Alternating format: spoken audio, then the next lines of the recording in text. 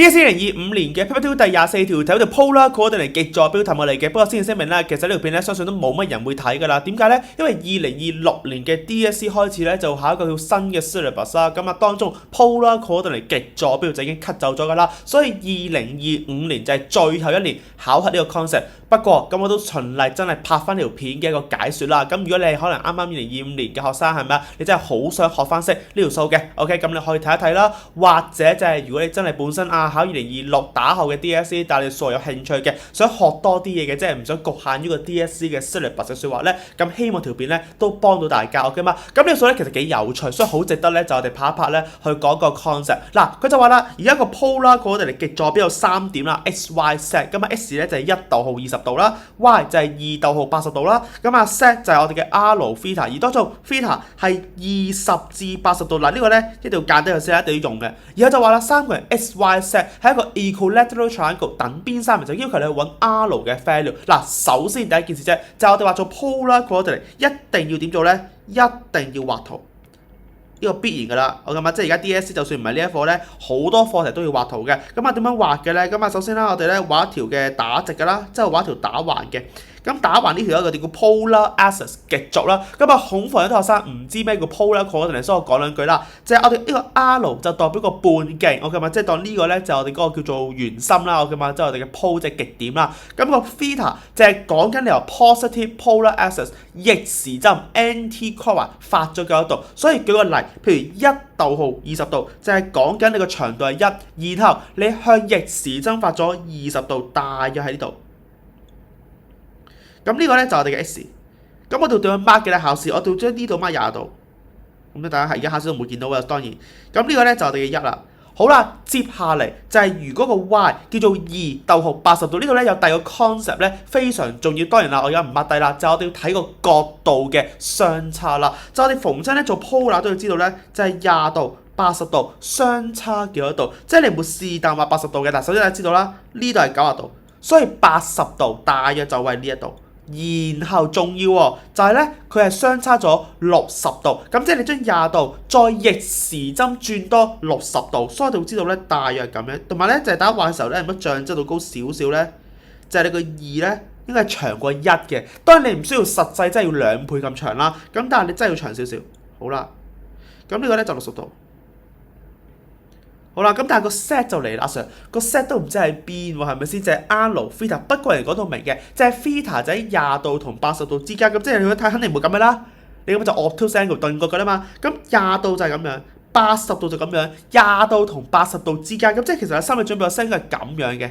大約 OK 嘛？咁呢隻個咧就我哋嘅 theta， 咁樣就喺20度同80度之間。但係點樣畫住咧？其實你未知嘅。不過呢條數第一個 tricky 嘅地方咧，咁我其實咧即係入去考嘅時候啦，咁第一眼咧其實我都睇唔出嘅，真係睇唔出嘅 OK 嘛？咁首先咧我就連起咗個 y-x 先啦。咁但係直至其實呢個 moment 咧，我嗰時咧都未睇到嘅，OK 嘛？咁但係事後咧當然就睇到㗎啦。咁點解睇到咧？OK 嘛？即係過多陣啦，當然係 OK 嘛？即係唔係事後啦？即係考試嘅時候都已經睇到嘅。就係咧，我哋嘗試下而家，大家望唔望到呢條係1，呢條係2，呢條係60度。大家中午有冇學過我哋嘅 cosine formula， 即係我哋嘅 formula 02啦，或者如果我嘅學生可以用 program 啦，咁但係呢度咧唔特別用 program 啦，用翻最簡單，人人都有嘅，就係我哋嘅 formula 02，我哋嘅 cosine theorem 係咪啊？打條夾邊先1。2就係 theta 夾角60，佢就出到咧就係對邊，即係我哋嘅 xy 嗱，有冇啲 feel 啊？大家1.73幾，就算你唔係到 M2 嘅學生，我相信大家都一定要認得佢，就係佢係開方3，係咪？你 square 翻佢咧，其實佢係 root 3咁嘅意思 ，root 3好啦。咁呢個咧就非常重要嘅 concept 嚟啦，就係大家咧學 trick 嗰嘅時候咧，我都有教學生嘅，就係咧一定要記到咧就我哋嘅 special angle 特別角當中，如果呢隻係30度。咁咧一路記咗3個數字，就係1、2開方3，所以今日大家望唔望到1、2 root 3，咁 root 3嘅對面咪即係60度咯，所以其實佢係成就到一個直角三角形。當然其實咧，如果你真係睇唔到嘅數學咧，呢隻角其實你可以撳到我哋嘅叫做 cosine law 啦。其實你用 cosine 當然要人手撳啦，如果你冇 program，因為內置嘅數機咧就計唔到隻夾角嘅。但係如果大家本身識呢樣嘢咧，其實你就知道咧，哦咁即係呢隻角係直角。即係原來今日呢一個我哋叫 O 啦，我哋叫 pole 啦極點，我哋嘅 OXY 其實係一個 right angle triangle，因為佢涉及到我哋嘅 special angle 嘅比例。好啦，咁但係澤 Sir，你講咁耐都未去到 set 嘅，點解？個 set 喺邊咧？嗱，佢就話要成就到一個等邊三角形，咁樣咧，而家就畫三角形。